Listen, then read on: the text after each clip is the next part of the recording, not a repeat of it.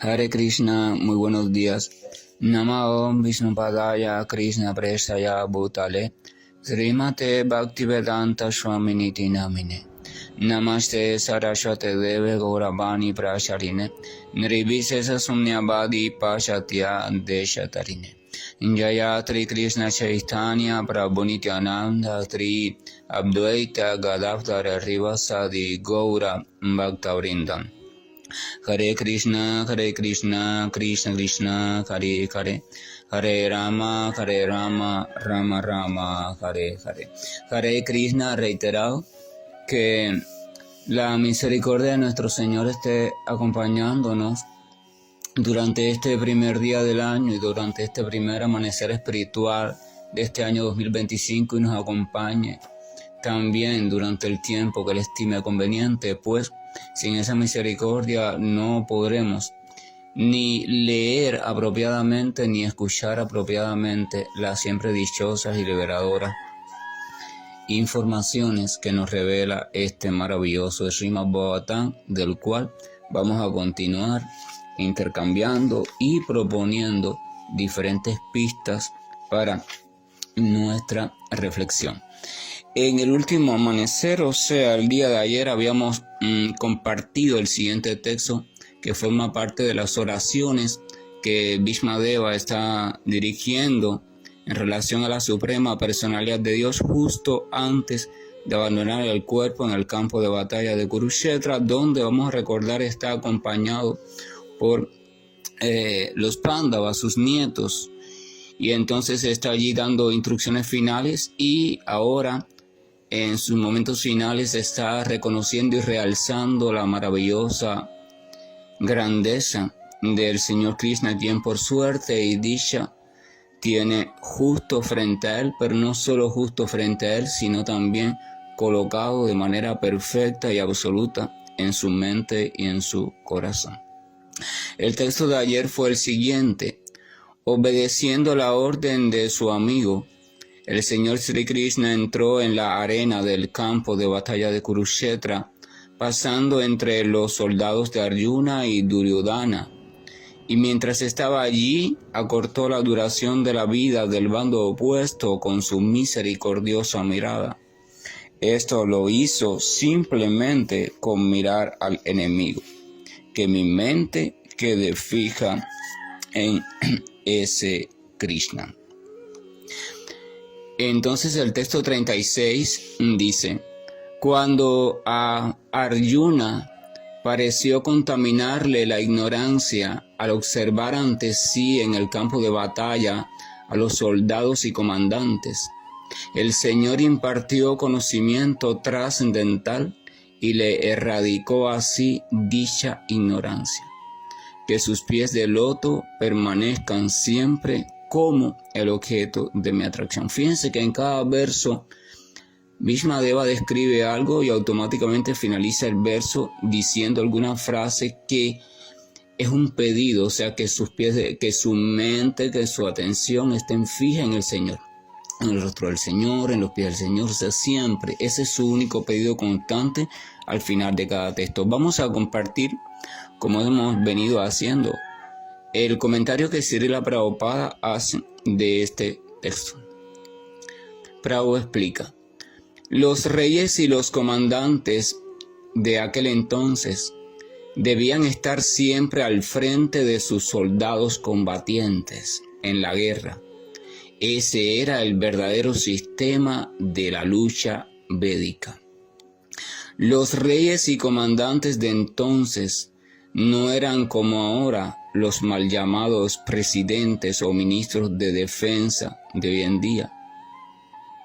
Ellos no se quedaban en casa ni en el palacio mientras los pobres soldados o mercenarios peleaban cara a cara y se destruían y se mataban entre sí. Esa puede que sea la manera de actuar en los tiempos modernos. Pero cuando reinaba la verdadera monarquía védica, los monarcas no eran cobardes a quienes se les elegía sin considerar su aptitud. ellos eran completamente aptos como guerreros y como representantes de su pueblo por el cual se entregaban. Como era evidente en el campo de batalla de Kurukshetra, todos los líderes de ambos bandos, como Drona, Bhishma, Arjuna y Duryodhana, no estaban durmiendo, sino que todos ellos eran verdaderos participantes de la lucha, para la cual se escogió un lugar que estuviera lejos de las zonas residenciales civiles. Esto significa que los inocentes ciudadanos, que no eran soldados, la gente común del pueblo, estaba en todo momento inmune y alejada de todos los efectos de la pelea entre los bandos monárquicos rivales. Los ciudadanos no tenían por qué ver lo que iba a pasar durante dicha pelea. Ellos tenían que pagarle al gobernante en aquel tiempo la cuarta parte de sus ingresos, ya fuera este último el gobernante de un bando o de otro. Eso era el tributo que se le daba al protector del poblado, y los pobladores lo daban con gran agrado, pues eso les garantizaba estar siempre en paz. Todos los comandantes de los bandos que había en el campo de batalla de Kurukshetra estaban parados frente a frente, y Arjuna los vio con una gran compasión y lamentó que a causa del imperio tuviera que matar a sus parientes en el campo de batalla. Vamos a hacer una pausa. Arjuna, un gran general, un gran combatiente, entrenado desde pequeño como soldado y como futuro general, tenía una cualidad que sus primos, los Kurus, ya habían perdido debido a su ambición desmedida, y era la cualidad de la compasión. Aún siendo un gran soldado, aún estando movido también por la pasión como soldado, cuando Arjuna observó de manera consciente todos los que estaban allí listos para luchar e identificó personas queridas allí, evidentemente él sintió compasión, y entonces incluso se preguntó por qué es que, movido por la ambición de unas tierras, y por qué es que hay que llegar a esta lucha, ¿verdad? Arjuna en verdad no quería luchar, pero sin embargo tenía también el dilema de cumplir con su deber y proteger a su pueblo y a su familia. Pero aún así él se cuestiona por qué la ambición tiene que haber traído a este clima tan terrible de guerra. Entonces siente compasión, porque sin duda alguna iba a ser una batalla terrible, sin duda alguna muchos iban a morir, pues que sea él, pueden que sean otros, pero todos eran de una forma u otra conocidos entre sí, así que siempre la muerte de cada uno iba a ser desde algún punto de vista lastimosa para todos los demás. Y él, como un devoto del Señor, era sensible. Eso es una cualidad de la modalidad de la bondad. De la bondad es sensible. ¿Qué pasa con la cualidad de la bondad en el mundo material? Que se manifiesta de forma no absoluta, o sea, no es completa. Manifiesta solo algunos de sus aspectos de manera incompleta, y otros incluso no los manifiesta. La modalidad de la bondad generalmente manifiesta una gran sensibilidad por el sufrimiento, el posible sufrimiento de las otras entidades vivientes. Todo le da compasión, lástima, cuestiones así, pero debido a la ausencia de verdadero conocimiento, y esto se produce debido a la identificación que tiene con su cuerpo y el cuerpo de los demás, entonces esa propia sensibilidad lo que hace es provocarle limitaciones en su razonamiento lógico y lúcido, y además de eso limitaciones también en su progreso espiritual hacia la autorrealización. Porque esa sensibilidad, que es de lo más gloriosa, está siendo mal empleada porque está siendo dirigida en función de las cualidades materiales de los objetos. En verdad, al identificar a las almas, a las otras criaturas con el cuerpo material, entonces ellas se sienten sensibles frente a lo que le pasa a ese cuerpo material, pero eso les permite ignorar la realidad del alma. Y entonces toman decisiones erradas basadas no en el conocimiento trascendental, sino en lo ilusorio de un conocimiento material cubierto por la niebla del apego y de la lujuria que provoca las relaciones de los cuerpos entre sí, ya sea como familia, ya sea como amigos, ya sea como lo que sea. En verdad, dos cuerpos no pueden ser amigos, dos cuerpos no pueden ser familia, dos cuerpos no pueden ser cónyuges, dos cuerpos no pueden ser nada, porque son un conjunto de materia muerta que está funcionando bajo una mecánica tan perfecta que hace pensar que están vivos. La condición de sentimiento filial, fraternal, conyugal, le pertenece al alma. Por tanto, los amigos en verdad se podría decir son las dos entidades desde el punto de vista espiritual. No puede haber amistad material. La materia no puede experimentar un sentimiento de amistad porque no hay vida en la materia. Entonces es absurdo pensar: este cuerpo es mi amigo, ese cuerpo que yo tengo frente a mí es mi pareja, ese cuerpo es mi esto. No, sí, piénsenlo con cuidado y podrán comprender. En verdad, ese sentimiento se ha hecho posible gracias no a la presencia del cuerpo, sino gracias a aquel que está reflejándose en el cuerpo. El sentimiento, la capacidad esa del sentimiento no proviene del cuerpo. Eso es importante comprenderlo. Pero entonces la modalidad de la bondad confunde, y entonces su peculiaridad de ser sensible, pero opagada por el apego, confunde las cuestiones. Y entonces esa sensibilidad hace que tome decisiones erradas. Y entonces cuando deba hacer algo con mano recta, mano dura, etc., no lo hace. No, los pobres, es que si hago esto, entonces aquello, ¿verdad? Y entonces si del otro bando o esa otra persona o animales o lo que sea están causando una realidad desastrosa para la armonía incluso de todo el planeta y el universo completo, entonces ellos con esa conducta compasiva pero sin conocimiento van a estar contribuyendo a eso. O sea, van a ser cómplices de esa maldad aún sin quererlo, debido a una sensibilidad sin conocimiento. Y eso le sucede a todos los que tienen predominio de cualidad de la bondad en sus vidas y no se preocupan por alcanzar la comprensión del conocimiento. Entonces la cualidad de la bondad no puede ser perfecta en este mundo material, porque en este mundo material las criaturas están identificadas con el cuerpo material y todos los elementos materiales. Se hace necesario el conocimiento. Fíjense que, por ejemplo, ¿dónde comienza Bhagavad Gita? Bhagavad Gita comienza: Arjuna y los Pandavas eran perfectos en seguir todos los deberes de la escritura. Ellos eran perfectos en seguir todos los rituales, todas las ofrendas, la caridad, los ayunos, todo. Eran perfectos religiosos, por decirlo así. Perfectos. ¿Saben lo que es perfecto? Bueno, los perfectos religiosos en todos sentidos eran ellos. En todo sentido eran ellos. Y tenían un conocimiento perfecto también de la existencia del Supremo, y tenían un conocimiento teórico perfecto también de la diferencia entre el espíritu y la materia, y así vivían de modo perfecto. Pero aún así había una imperfección. Estaban movidos por la sensibilidad de la modalidad de la bondad, pero todavía sin alcanzar verdadera realización del conocimiento trascendental. Estaban nublados por el apego que la propia modalidad de la bondad genera en sí debido a la sensibilidad compasiva presente en el corazón.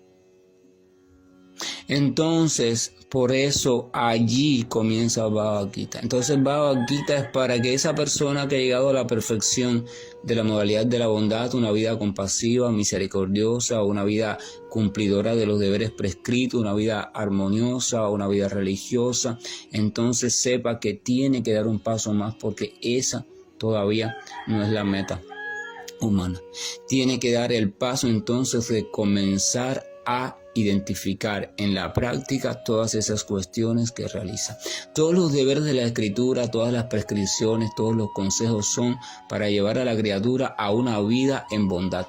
a una vida en compasión, una vida en armonía, una vida en intercambio afectuoso con los demás, una vida donde todos realicen sus labores en función del bienestar común. Eso es la bondad. Porque si no se lleva hasta allí, entonces no hay posibilidad de realización espiritual, o sea, de comprender en verdad qué es el alma, qué es Dios, cuál es la relación que hay entre ellos, y menos aún de realizar esa relación para una liberación total de la conciencia material. Entonces esa es la finalidad. La finalidad no es tener a la criatura por siempre en hacerse experta de las cuestiones, disculpen, del Dharma, o de los deberes prescritos, sabiamente prescritos. Esos deberes son para prepararte para algo. Una vez estás preparado, entonces debes aprovechar esa vida armoniosa, esa vida tranquila, autorregulada, medida, esa vida, y debes entonces comenzar a ahondar en la búsqueda del conocimiento espiritual. ¿Quién soy yo? ¿Y qué es este mundo al que llamo mi mundo? ¿Qué es eso a lo que llaman el Supremo? Esa cuestión es importante. Mientras ese conocimiento no sea apropiado por la persona, entonces la persona está destinada a sufrir bajo la modalidad de la bondad, y más aún en estos tiempos modernos. En aquel momento ya sucedía, imagínense ahora en estos tiempos modernos. Tu propia debilidad del corazón, movido por la bondad y ausencia de conocimiento verdadero, te va a llevar al sufrimiento. Porque en estos tiempos modernos la mayoría de las personas lastimosamente se van a aprovechar de esa bondad. Entonces tienes dos opciones: o sufres las frustraciones de ser bueno mientras recibes tratos mezquinos, tratos venenosos, o simplemente decides crear mecanismos de defensa y alejarte de la bondad. Ambas opciones, escojas cuál escojas, las dos son de sufrimiento. Entonces quiere decir que no hay opción viable. La única opción viable es, Krishna lo dice en Bhagavad Gita, con la espada. También la espada del conocimiento debes cortar todas esas ataduras y nudos para entonces poder seguir progresando y llegar a la plataforma donde la bondad pura puede ser expuesta sin problema alguno y sin temor alguno. O sea, la plataforma de conciencia espiritual. Esto es importante reflexionarlo con mucho cuidado, porque muchas veces decimos, pero si yo soy tan bueno, si yo hago todo lo que dice las escrituras, la religión, los mandamientos, entonces ¿por qué sigo recibiendo a veces estos malos tratos, o estos que la gente viene, que si se aprovecha, o si esto, o sea aquello? Entonces estarás haciendo de todo, pero hay un elemento, que es el elemento que le faltaba a los Pándavas también. La ausencia o el nublado sobre, o la presencia de niebla sobre el verdadero conocimiento, debido a la identificación y confusión de el ser con el cuerpo material, y al establecer los lazos afectivos con el cuerpo en vez de con el ser directamente, que es trascendental siempre al cuerpo, lo explica Bhagavad Gita. Eso tenemos que ir entrenándolo en nuestra vida. Uno tiene que sentarse con cuidado y preguntarse, ¿no? ¿Qué es lo que me ata a esta persona? ¿Y a quién yo identifico como esta persona? ¿A ese cuerpo? Bueno, si identifico ese cuerpo como esta persona y trazo mi relación únicamente con el cuerpo, entonces debo saber que estoy destinado al sufrimiento, porque ese cuerpo se va a transformar, ese cuerpo se va a informar, se va a envejecer, ese cuerpo se va a destruir, incluso puede llegar a transformarse de tal manera que puede llegar a un punto de conductas completamente opuestas a las conductas que yo admiraba. Y la vida está llena de esos ejemplos. Personas que eran muy tranquilas, educadas, amorosas, pero después por alguna enfermedad o algún trastorno mental o los propios años de la vida, enfermedades que vienen afectando poco a poco el cerebro, se han vuelto agresivas, se han vuelto desastrosas. Entonces se han vuelto lo opuesto de lo que tú. Y entonces viene el sufrimiento. ¿Por qué está pasando esto? ¿Por qué me dice esto? Me dice aquello. El sufrimiento nunca viene de parte de la otra persona, viene de la ilusión. O sea, debido a la ausencia de conocimiento, tú te fijaste más en el cuerpo que en la esencia de ese cuerpo, y entonces trazaste vínculo con eso que se estaba manifestando. Y cuando eso que depende del estado de la maquinaria, cuando esa maquinaria se desajusta progresivamente, entonces su manifestación también va a ser desajustada. Es importante comprender eso. Si uno no comprende eso, no hay posibilidad de salir de las opciones de sufrimiento, siempre van a estar allí. Y no son culpa de nadie, son culpa de nuestra propia ausencia de conocimiento. Y ahí estaba Arjuna ante la batalla de Kurukshetra, a pesar de ser un gran guerrero, un gran religioso, un gran ser humano, muy compasivo, conocimiento brahmínico, estaba haciéndose esas preguntas de sufrimiento. Mira, aquí está este, aquí está el otro, di tú ahora, tenemos que matarnos, tenemos que, ¿y por qué? No, mejor no lucho, es mejor que ellos, toda esa cuestión. Y Krishna le dice, hey, ¿qué estás haciendo? ¿Cómo te han surgido estas impurezas, tú que eres un instruido? O sea, Krishna está diciendo, el hecho de ser instruido en algo no garantiza que en la práctica esa persona sea experta en aplicar ese conocimiento. Ahí estaba Arjuna, que era un devoto perfecto en esas condiciones, así como nosotros que somos tan imperfectos no vamos a caer en esa condición diariamente. Entonces, si Arjuna pide iluminación a Krishna, por favor guíame, oriéntame, entonces ¿cómo nosotros vamos a pretender que podemos orientarnos solos? Eso es un pensamiento de necios y de personas ignorantes. Pensar que usted puede orientarse solo, pensar que no necesita de Krishna, pensar que no necesita de los grandes acharyas, pensar que, como todas esas teorías que andan circundando el mundo por ahí, que quieren excluir la presencia del Señor y de las escrituras sagradas, quieren excluirla para que el ser humano solo, por sus medios, por su hace. No, eso es una teoría de lo más absurda. Eso hay que reflexionarlo seriamente. Entonces vamos a seguir el comentario de Srila Prabhupada. Dice, Arjuna no le temía en absoluto a la gigantesca falange militar que representaba al ejército opuesto, porque él era un gran guerrero, no había temor en él por la batalla en sí. Pero por ser un misericordioso devoto del Señor, renunciar a cosas mundanas era algo muy natural para él. Y por tanto él decidió no pelear. Yo no quiero pelear porque ¿para qué quiero ganar un reino si mira, van a morir tantas personas?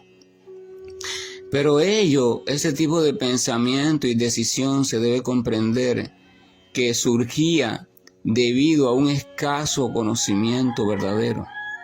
Y por lo tanto se dice aquí que su inteligencia se contaminó.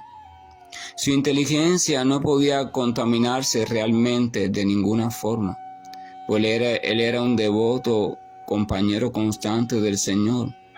Y como queda claro en el 4º capítulo del Bhagavad Gita, él no podía ser contaminado. Pero aún así, Yogamaya hace que caiga en esa ilusión para que Krishna pudiera hablar Bhagavad Gita. La inteligencia de Arjuna se contaminó aparentemente, porque de lo contrario no hubiera habido la oportunidad de impartir las enseñanzas del Bhagavad Gita por el bien de todas las contaminadas almas condicionadas que el concepto de falso cuerpo material mantiene sumidas en el cautiverio de la conciencia material. El Bhagavad Gita les fue impartido a las almas condicionadas del mundo para liberarlas de la errónea concepción de identificar el cuerpo con el alma y para restablecer la relación eterna que el alma tiene con el Señor Supremo. El Señor habló el Atma Vidya o el conocimiento trascendental acerca de sí, principalmente para beneficio de todos los interesados de todas partes del universo. Aquí termina el comentario de Srila Prabhupada de este texto. Que la gracia y el amor de nuestro siempre maravilloso, dulce y atractivo Señor Krishna se esté colando profundamente en nuestro corazón, aprovechando la ocasión de este primer día del año. Que aceptemos su guía y que aceptemos la guía certera de las grandes almas que con seriedad y con delicadeza han siempre aparecido para retornarnos el conocimiento sobre el camino recto y cuidadosamente protegido por todos ellos, o sea, por la cadena de sucesión discipular. Que la ternura y la mansedumbre no nos haga ignorar la ausencia de conocimiento real que hay en todos nosotros. Necesitamos comprender eso, para que entonces podamos comprender que no basta con hacernos expertos en ser obedientes en cuanto a las cuestiones de las Escrituras, que no basta con ser bondadoso, sensible, buena gente, sino que hay que completar eso con el conocimiento perfecto y verdadero sobre el alma, la materia, el Señor Supremo, la relación que hay entre estos elementos y cómo podemos realizar nuestra verdadera relación con Dios. A no ser que se logre eso, entonces la simple compasión, misericordia y sensibilidad hacia las demás criaturas en forma de cuerpos materiales solamente puede conducir a un círculo de sufrimiento constante. Hare Krishna, buen día, y estoy finalizando la llamada.